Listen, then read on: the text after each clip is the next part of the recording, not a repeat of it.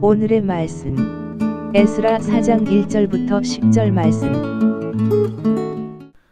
하나님 아버지, 한 주를 시작하는 월요일 아침 이 시간에도 주의 은혜를 함함으로 주 앞에 나오게 하시니 감사합니다. 이 시간에도 우리 모두에게 말씀을 통해 하나님의 음성을 들려주옵소서. 예수님의 이름으로 기도합나이다. 아멘. 할렐루야. 성교 성도 여러분, 오늘 하루도 하나님의 은혜와 평강이 여러분 삶 가운데 넘쳐나게 축복합니다. 오늘 우리에게 주시는 하나님의 말씀은 에스라 4장 1절에서 10절까지의 말씀입니다. 성전은 포로기 이후 귀한 공동체가 하나님을 예배하고 공동체 생활을 하는 데 있어서 필수적인 요소였습니다. 귀한 민들은 성전을 구심점으로 한 신앙 공동체를 이루고자 했습니다. 이런 배경에서 귀한 민들은 성전 건축에 온 힘을 기울이게 되죠. 그러나 대적들이 대대적으로 방해하기 시작합니다. 언제나 그렇듯이 하나님의 역사에는 어려움이 있기 마련입니다. 마찬가지로 성도의 삶에도 세상의 유혹과 공격이 따르기 마련입니다. 성도란 예수 그리스도 안에서 이미 구별되어 하나님께 속한 자라는 의미입니다. 세상은 이들을 가만두지 않고 여러 방법으로 방해하는데 이때 어떻게 대처해야 할까요? 오늘 말씀을 통해 영적 교훈을 얻을 수 있길 바랍니다. 1절, 사로잡혔던 자들의 자손이 이스라엘의 하나님 여호와의 성전을 건축한다함을 유다와 베냐민의 대적이 듣고, 사로잡혔던 자들의 자손, 귀한 민들이 성전을 건축한다는 소식이 유다와 베냐민의 대적들을 자극했습니다. 사로잡혔던 자들의 자손으로 번역된 히브리어 골라라고 하는 말은 바벨론에서 귀환한 유다 백성을 가리킵니다. 반면 유다와 베냐민의 대적은 당시 유다 백성과 갈등 관계에 있었던 사마리아인들과 포로로 끌려가지 않고 그 땅에 남아있었던 사람들을 뜻합니다. 이들을 유다와 베냐민의 대적이라고 부르는 것은 후에 이들이 성전 건축을 반대하고 귀한 공동체를 핍박하는 일에 앞장섰기 때문입니다. 그들은 스룹바벨과 족장들에게 자신들도 성전 건축에 동참하겠다고 제안합니다. 2절, 스룹바벨과 족장들에게 나와 이르되 우리도 너희와 함께 건축하게 하라. 우리도 너희같이 너희 하나님을 찾노라. 아수르 왕 에살핫돈이 우리를 이리로 오게 한 날부터 우리가 하나님께 제사를 드리노라 하니, 그들은 귀환한 유다 백성에게 자신들도 하나님을 섬긴다며 성전 재건에 참여하기를 원했습니다. 그들은 아수르 왕 에살핫돈 시대 BC 681년부터 669년까지입니다. 그 시대 때부터 하나님께 제사를 드리고 있었다고 주장합니다. 3절, 스룹바벨과 예수아와 기타 이스라엘 족장들이 이르되 우리 하나님의 성전을 건축하는데 너희는 우리와 상관이 없느니라. 바사왕 고레스가 우리에게 명령하신 대로 우리가 이스라엘 하나님 여호와를 위하여 홀로 건축하리라 하였더니, 대적들의 제안에 대해 스룹바벨과 예수아 그리고 족장들은 단호하게 거절합니다. 그들이 이렇게 반응한 이유는 북왕국 이스라엘 멸망 후에 역사적인 배경에서 이해되어야 합니다. 북이스라엘을 멸망시킨 아수르의 식민지 정책은 정복한 땅의 백성을 포로로 잡아가고 그 대신 다른 지역의 사람들을 강제로 그 땅에 이주시키는 것이었습니다. 그렇게 해서 정복지에서 일어날 수 있는 반란의 가능성을 미리 차단하고자 했던 것이죠. 그 결과 사마리아 사람들은 인종적으로 뿐만 아니라 종교적으로도 혼합주의적인 성격을 띠게 되었습니다. 종교적인 순수성을 추구하는 유다 사람들의 입장에서 사마리아 사람들은 이방인 혹은 우상숭배자와 다름이 없는 것이죠. 그래서 귀한 공동체는 성전 건축에 대한 그들의 협조 제의를 거절할 수밖에 없었던 것입니다. 귀한 공동체는 비록 작고 연약하지만 정체성이 분명한 공동체로 남기를 결단하는 것입니다. 세상은 성도에게 하나님을 섬겨도 세상과 어울려 살라고 합니다. 세상과 구별되어 살아야 하는 성도를 세상과 타협하게 만드는 것입니다. 그것이 지혜인 양 내세우지만 실은 어리석은 길임을 명심하십시오. 그런 성도는 하나님께로부터 아무 유업도 받을 수 없기 때문입니다.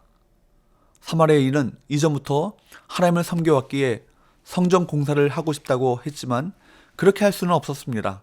왜냐하면 아수르의 정책에 따라 이방인과 결혼하고 그들의 신도 섬기며 살았기 때문입니다. 하나님과 세상을 겸하여 섬기는 길은 처음에는 형통하는 길 같아도 결국에는 망하는 길인 것입니다. 유다 백성이 사마리아인의 제안을 뿌리치고 신앙을 지켰던 것처럼 우리도 지켜내야 살 수 있습니다. 이제 사마리아인은 성전 재건에 참여하고 싶다는 그들의 제안을 유다 백성이 거절하자 이제는 가만히 있지 않았습니다.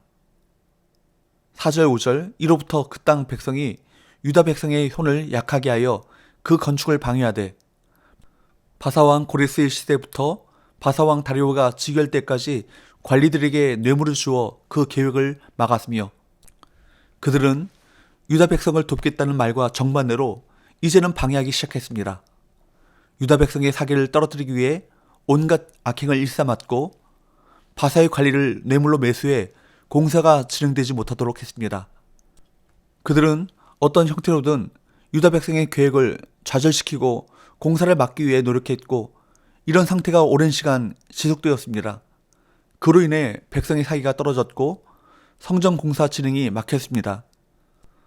성전을 짓지 못할 수도 있는 참으로 암담한 상황입니다. 포기해야 하는 상황일 수도 있습니다. 그러나 이러한 결과를 잘못된 선택의 결과로 여겨서는 안 될 것입니다. 오히려 바른 신앙의 길을 걷고 있다는 증거로 여겨야 합니다. 주님은 제자들에게 세상이 그분을 박해하는 것처럼 그들도 박해할 것이라고 분명하게 말씀하셨습니다.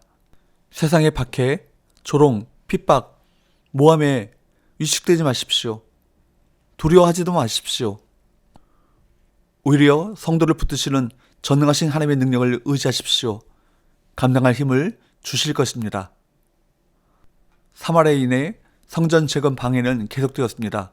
6절 7절 또 아수에로가 즉위할 때에 그들이 글을 올려 유다와 예루살렘 주민을 고발하니라. 아닥사 때에 비슬람과 미드르닷과 다보엘과 그의 동료들이 바사왕 아닥사에게 글을 올렸으니 그 글은 아람 문자와 아람 방언으로 써서 진술하였더라.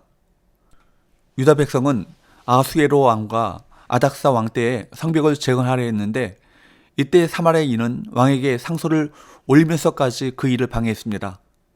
뒤이어 나오는 8절에서 10절까지의 말씀을 보면 많은 페르시아의 관리가 그 고발에 함께했음을 볼 수 있습니다. 왕까지 동원되는 이러한 방해는 세상적인 눈으로 볼 때 피할 수 없는 거대한 압력인 것입니다.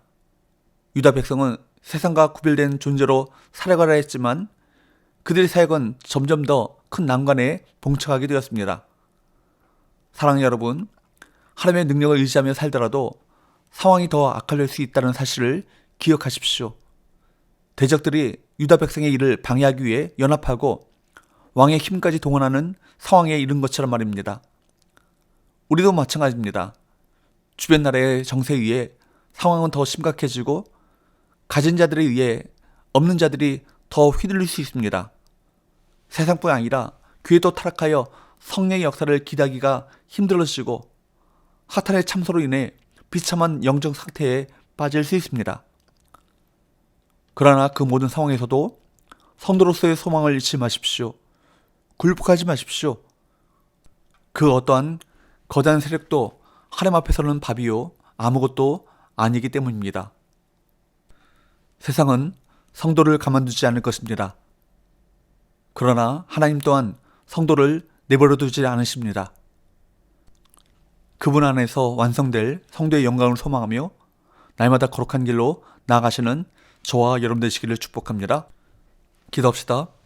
하나님 아버지, 하나님을 향한 순전한 동기와 열정으로 헌신하려고 할 때 반드시 사탄의 방해 역사가 있음을 알고 깨어 기도하며 하나님의 일을 감당하게 하시고 하나님께서 주시는 지혜와 굳은 믿음으로 능히 약한 자들의 방해를 물리치고 승리하게 하여 주옵소서. 예수님의 거룩하신 이름으로 기도합나이다. 아멘.